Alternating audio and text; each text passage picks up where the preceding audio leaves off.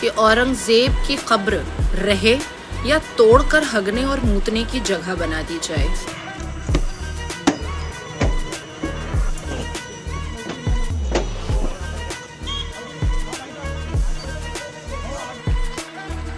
आक्रांता का महिमा मंडन का मतलब देशद्रोह।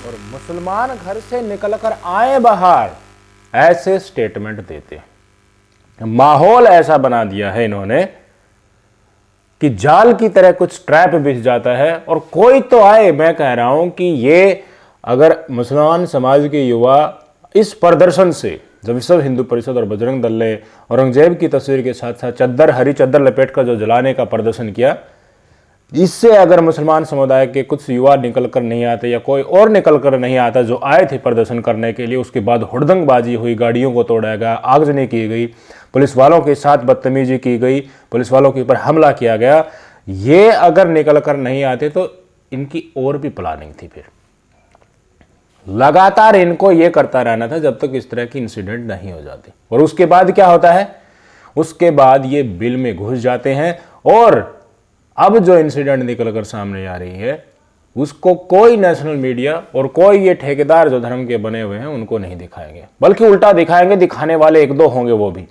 क्या कहेंगे कि हिंदुत्व के लिए बोलने वाले की सजा ये है कि अब उनको गिरफ्तार किया जा रहा है। जिन लोगों ने, जिन विश्व हिंदू परिषद और बजरंग दल वालों ने औरंगजेब की तस्वीर और प्रदर्शन करके, उपले डाल करके, हरी चद्दर लपेट करके आगजनी की थी, जो प्रदर्शन किया था, पुतला दहन किया था, उन तमाम लोगों को अब पुलिस ने एक एक करके आइडेंटिफाई करके गिरफ्तार किया।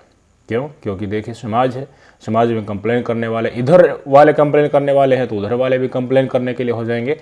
हम चाहते हैं आप ये तस्वीर देख लीजिए।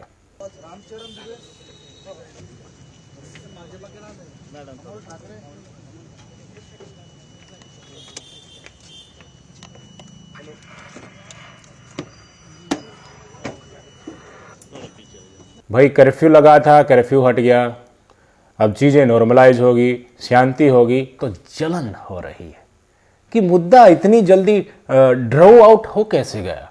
ये तो मुद्दा चलना चाहिए था, और मुसलमान आने चाहिए थे, और प्रदर्शन होने चाहिए थे, कुछ वीडियो ऐसी आनी चाहिए जिसको पूरे देश में दिखाना, दुनिया में दिखाना था। फड़फड़ा रहे हैं, तड़फ रहे हैं। अब जबरदस्ती औरंगजेब का, आज के मुसलमानों को औरंगजेब से मतलब है, ये हिंदुओं को बताने की कोशिश की जा रही है। लेकिन सच्चाई सबको पता है, ना तो हिंदुओं को, आज के हिंदुओं को, और ना ही आज के मुसलमानों को उस समय के उस शासक के प्रति कोई भी संवेदना है या कोई भी उससे मतलब है। किसी को नहीं है उनसे मतलब। आज औरंगजेब 1-2 फीट की जगह में दफन है, और दफन होने के साथ साथ कुछ हिंदुत्व के ठेकेदार जो बन रहे हैं वो उस मुर्दे स्वरूप से लड़ाई लड़ने का ऐलान एक तरीके से जंग के रूप में किए हुए हैं। इलाही खान है, पहले मुसलमान थी, अब हिंदू हैं, अपने साथ सनातन लगाते हैं। कह रहे हैं कि अरब के बहुत सारे देश हैं, उन्हें औरंगजेब की कब्र से मतलब नहीं है, लेकिन यहां के मुसलमानों को मतलब है। जबरदस्ती यहां के मुसलमानों को औरंगजेब से कनेक्ट कर रही है। सुन लीजिए। हर हर महादेव। 57 मुस्लिम मुल्कों को कोई मतलब नहीं है कि औरंगजेब की कब्र रहे या तोड़कर हगने और मूतने की जगह बना दी जाए। कोई लेना देना नहीं है। पर हमारे भारत के मुसलमान ये बता दिए, नागपुर में भी और जंतर मंतर में भी, और असदुद्दीन अवैसी सबसे बड़ा मुसलमान बता दिया कि ये लोग उम्मत रसूल नहीं, उम्मत औरंगजेब हैं, उम्मत औरंगजेब है। और इनकी अंधभक्ति की प्रकाष्ठा अगर देखनी है तो एक बार जांच कर देख लो, परख कर देख लो। सभी कोई किसी गली के मरे हुए कुत्ते का कब्र बनाओ और सुनहरे किरणों से एक हरा चादर बना करके उस पर डाल दो। 20 दिन के बाद देखना मुसलमान कैसे वहाँ पर अगरबत्ती जलाता है, लुकमदाना बांटता है, और कह भी देगा कि अरे ये हमारे इस्लाम का हिस्सा है, हमारे इस्लाम का हिस्सा है, ये हमारे पीर की खबर है। बोल देगा आराम से। एक बार करके तो देखो। समझ में आएगा। बड़ा मजा आता है इनकी अंधभक्ति देख करके। ये हिंदुओं को अंधभक्त बोलते हैं ना, इनकी अंधभक्ति अजमेर शरीफ में दिखाई देती है, इनकी अंधभक्ति हर एक मज़ार में दिखाई देती है और उरूस के वक्त में सबसे ज़्यादा दिखाई देती है। आपको पता है, हमें पता है, जो इतिहास का ज्ञान जिनको होगा उन सबको पता है कि औरंगजेब एक सुन्नी मुसलमान था और इस्लाम का उन्होंने ऑर्थोडॉक्सली इंटरप्रिटेशन किया। अपने लास्ट वर्ड जो उन्होंने किए थे, उन्होंने कहा कि मैं जिस तरीके से मुझे खुश करके शासन करना चाहिए था वैसा मैं नहीं कर पाया। औरंगजेब का व्यवहार हिंदुओं के साथ साथ, जैसा बताया जाता है, फिल्में आती हैं तो फिल्मों में तो संभाजी महाराज और हिंदुओं का ही वर्णन किया जाता है कि हिंदुओं के ऊपर अत्याचार किए कन्वर्ट करने के लिए। औरंगजेब सुन्नी मुसलमान होने के साथ साथ वो सिया मुसलमानों के साथ भी ऐसा ही व्यवहार करता था। वो सिखों के साथ और क्रिश्चियन के साथ भी ऐसा ही व्यवहार उनके शासनकाल में जब कन्वर्जन चलता था तो उस समय पर हुआ है, लेकिन उसकी चर्चा यहाँ पर नहीं होगी। क्यों? क्योंकि सिया भी तो मुसलमान ही है। अब सुन्नी सिया मुसलमान के ऊपर हमला करता था, उनको भी उसी धार के साथ लेता था। वो चीज़ें वर्णन कर दी तो फिर आज के मुसलमानों को गलियाएंगे कैसे? आज के मुसलमानों को औरंगजेब जैसा बताएंगे कैसे? फिर ये चीज़ें आपको जो इतिहास में दर्ज हैं, इसके बारे में विश्व हिंदू परिषद और बजरंग दल कभी नहीं बताएगा कि औरंगजेब सुन्नी मुसलमान था और उसका रवैया सिया मुसलमानों के साथ भी वैसा ही था जैसा हिंदुओं के साथ हो जाता जब वो कन्वर्जन की पटकथा पर चल रहा था। तो आज जो बड़ी प्लानिंग ये तथाकथित संगठन लेकर चलते थे, इनकी वो प्लानिंग कमजोर पड़ती जा रही है। ये सोच रहे थे कि औरंगजेब के इस मुद्दे के सहारे पूरा महाराष्ट्र उग्र हो जाएगा, पूरा महाराष्ट्र के हिंदू सड़कों के ऊपर आ जाएंगे। छुटपुट वीडियो हैं कहाँ पर, जहाँ पर हिंदू समाज के लोगों ने प्रदर्शन किया है, उनको दिखाया जा रहा है कि देखिए हिंदू एकजुट हो गए, पिटने के बाद हिंदू एकजुट हो गए, पिटने के बाद ही हिंदू मानते हैं। पुलिस वाले पिट गए, पुलिस वो तो आएगी नहीं, उधर खड़े हुए देखते रहेगी।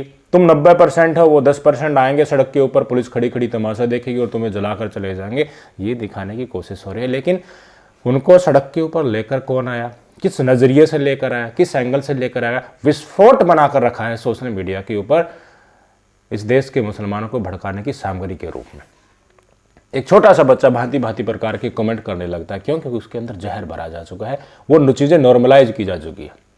बहुत आसान है ना, दूसरे धर्म के ऊपर, माइनॉरिटी के ऊपर टारगेट कर दो, कुछ भी उनके आराध्या के बारे में, धर्म के बारे में बोल दो। बड़े बड़े धर्मगुरु बोलते हैं, उनका कुछ नहीं बिगड़ता है।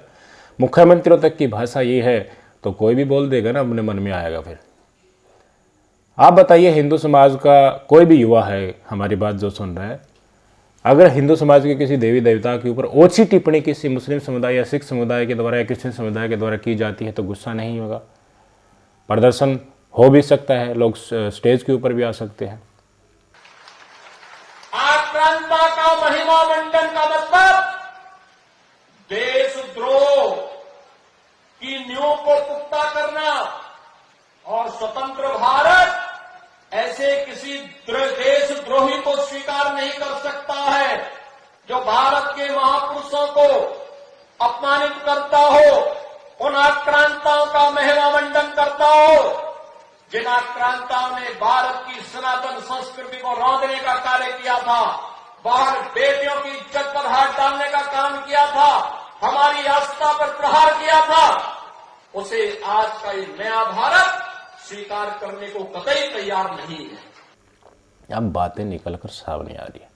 जो कोशिशें थी ना कि जिन लोगों ने गाड़ियां तोड़ी, आगजनी की, महिलाओं के साथ, पुलिस महिलाओं के साथ बदतमीजी की, कुल्हाड़ी से वार किया बड़े रैंक के अधिकारियों के ऊपर, अब फहीम खान जो नागपुर से नितिन गडकरी के समक्ष चुनाव जिन्होंने लड़ा था, अब मास्टरमाइंड वो था, ये खबरें आ रही हैं।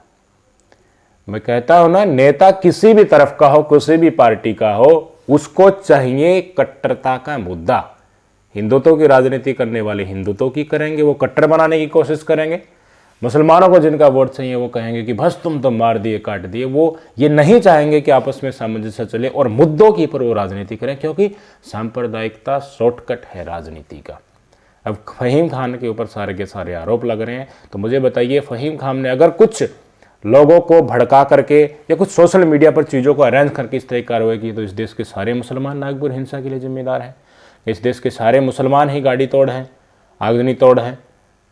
और सारे मुसलमान ही पुलिस के ऊपर हमला करते हैं। 90% 10% वाली बात फिर फिजूल खर्ची हुई या नहीं हुई,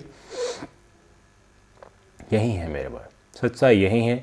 ना तो इस देश के मुसलमानों को और ना इस देश के हिंदुओं को औरंगजेब की कब्र से मतलब कोई है। लेकिन ज़बरदस्ती जिस तरीके से बाबरी मस्जिद का मुद्दा बनाया गया था, बाबरी मस्जिद ऐसी थोड़ी ना तोड़ दी गई थी, उसके बाहर बहुत सारी चक्कर घूमे थे, चक्कर घूम करके उसको राष्ट्रीय मुद्दा बनाया गया था।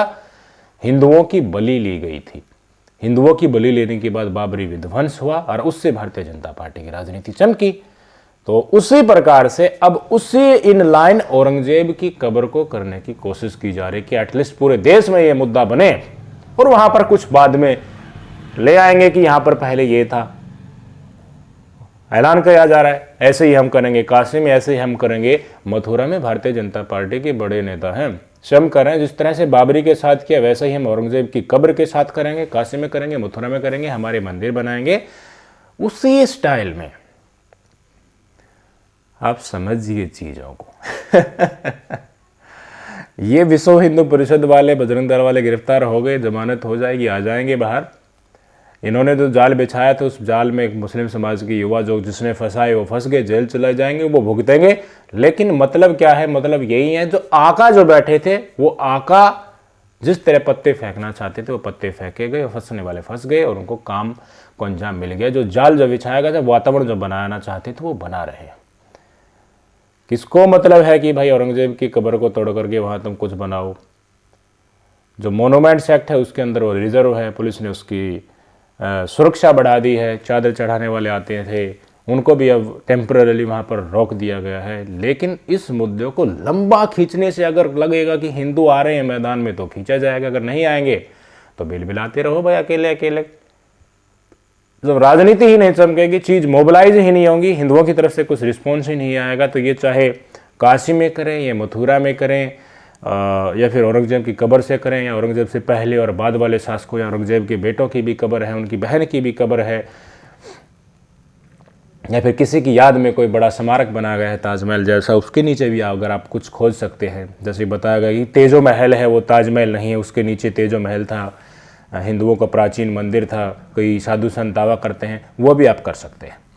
बहुत सारा पास्ट में घुस जाओ ना, यहाँ पर क्या जीने की जरूरत है। अब छोड़ दो जो चल रहा, सरकार क्या करेगी क्या नहीं करेगी, बस राशन मिल रहा है उस राशन को खाओ और सोचने लग जाओ कि अतीत में एक एक हिंदू के साथ क्या क्या हुआ था। फिर औरंगजेब की कब्र के बाद लग जाना कि औरंगजेब ने एक एक दिन में क्या क्या किया था, किस इलाके के हिंदुओं के साथ क्या किया था, फिर उसी इलाके में प्रदर्शन शुरू कर देना विश्व हिंदू परिषद और बजरंग दल वालों को समाज में भेज करके। बस यही आज की हमारी राजनीति है और यही सामाजिक कर्तव्य रह गया है।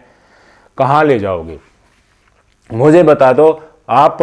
बजरंग दल और विश्व हिंदू परिषद ये तमाम संस्थाएं आज के हिंदुओं को, आज के मुसलमानों को औरंगजेब जैसा बता देंगे तो उसके बाद करोगे क्या? लड़ाओगे हिंदुओं मुसलमानों को? कुछ लोग मारे जाएंगे, कुछ हिंदू मारे जाएंगे, कुछ मुसलमान मारे जाएंगे, लेकिन उसके बाद एक और विभाजन करना चाहते हो क्या? फिर से कहोगे कि भाई चले जाओ यहाँ से, पाकिस्तान चले जाओ, बांग्लादेश चले जाओ। लेकिन जो इस देश के मुसलमानों ने, उस देश के पूर्वजों ने, मुसलमानों के पूर्वजों ने जो अच्छा किया है उसकी गिनती कहाँ? मुझे बता दीजिए। हम भी तो कहीं से आए होंगे, हिंदू भी तो कहीं से आए होंगे, जमीन में से तो नहीं निकले होंगे। उससे पहले भी ब्रिटिश का शासन रहा, मुगलों से पहले भी औरों का शासनकाल रहा, कई कबीलों के रूप में यहाँ पर आए हैं, बाद में हिंदू बने हैं, उनको भी भगा दोगे। आज मुसलमान से नफरत है, फिर जो भारतीय जनता पार्टी को वोट नहीं देगा उससे नफरत हो जाएगी। ये चीज़ें अगर नफरत के हिसाब से राजनीति चल के डरा करके वोट चाहते रहो तो इसका कोई अंत नहीं है, बेअंत है ये, अनंत बेअंत तेरी माया। ये भारतीय जनता पार्टी के लोगों को सोच लेना चाहिए और समाज को सोच लेना चाहिए कि अच्छी चीज़ों के ऊपर आप केंद्रित होकर के मुद्दों के सहारे अगर वोट देते हैं तो आपके ही हाथ में है। ये बड़बड़ाते रह जाएंगे, बुलडोज़र लेकर तेल फूंक कर भाग जाएंगे वापस बुलडोज़र लेकर, अगर आप डर करके या खौफ में या इस तरह की इनके जाल में नहीं फंसेंगे। तो मुसलमान समाज के युवा ये सोच रहे होंगे कि हम सड़कों के ऊपर आकर दिखा देंगे कि हम इस नफरत को बर्दाश्त नहीं करेंगे। समझो ये ट्रैप है आपको फंसाने का। कोई विक्ट्री का झंडा नहीं बट रहा, और जो झंडा आपको लेना है तो क्या वो विश्व हिंदू परिषद और बजरंग दल वालों से ही लेना है? इनके झंडे के चक्रों में मत रहो भाई। ये सुनियोजित है और बहुत ऊपर तक तार है, वहाँ पर सब कुछ फिर तैयार बैठा होता है इंसिडेंट होने के बाद, क्या करना है क्या नहीं और किस दिशा में बढ़ना है। सोचिएगा, समझिएगा। नमस्कार।